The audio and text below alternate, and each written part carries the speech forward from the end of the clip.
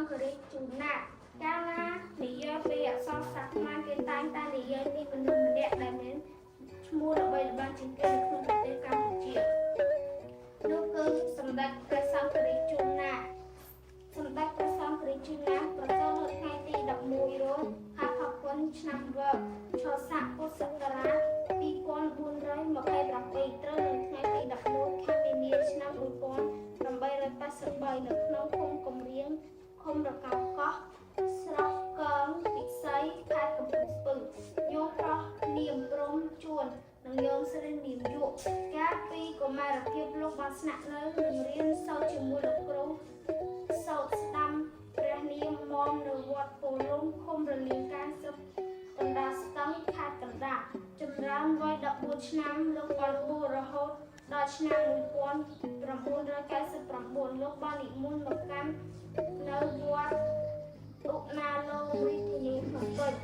លោកបានរៀនភាសាបាលីសំស្ក្រឹតចេះយ៉ាងស្ទាត់ជំនាញរីឯភាសាបរទេសវិញលោកចេះបារាំងអង់គ្លេសសៀមលាវនិងវៀតណាមបានល្អបំផុតលោកមានស្នាដៃព្រះហត្ថធំជាច្រើនទាំងប៉ុនលោកនិងពុទ្ធលោកបានចូលរួមកសាងសាលារៀនមន្ទីរពេទ្យផ្លូវថ្នល់លំនឹងទឹកវចនាក្រមខ្មែរចម្រៀងបទនគររាជខាងផ្លូវធម៌លោកនិពន្ធសៀវភៅធម៌នានាប្រាគម្ពីរព្រះត្រៃពិដកកសាងវត្តអារាមឡាលើពីនេះទៀតលោកនិមន្តដឹកគណៈប្រតិភូទៅប្រជុំផ្នែកពុទ្ធសាសនានៅប្រទេសបារាំងឥណ្ឌូនេស៊ីភូមាស្រីលង្កាជាដើមជាមួយសកម្មភាពនេះដែរលោកបានមកគណៈប្រតិភូទៅធ្វើទស្សនកិច្ចនៅកម្ពុជាក្រោមដើម្បីផ្ដល់គំនិតរៀបចំវត្តអារាមជាច្រើនសម្រាប់ប្រជាជនខ្មែរនៅទីនោះធ្វើបុណ្យទានជាមណ្ឌលជួបតាក់ទងគ្នាសិក្សារៀនអក្សរខ្មែរនៅគ្រិស្តសករាជ1963ប្រជាជនខ្មែរទាំងមូលបានថ្វាយឋានៈព្រះអង្គថាសម្ដេចសង្ឃមានថ្នាក់ទី1ហើយជាបណ្ឌិតអក្សរសាស្ត្រទី1នៅគ្រិស្តសករាជ1964សម្ដេចចូ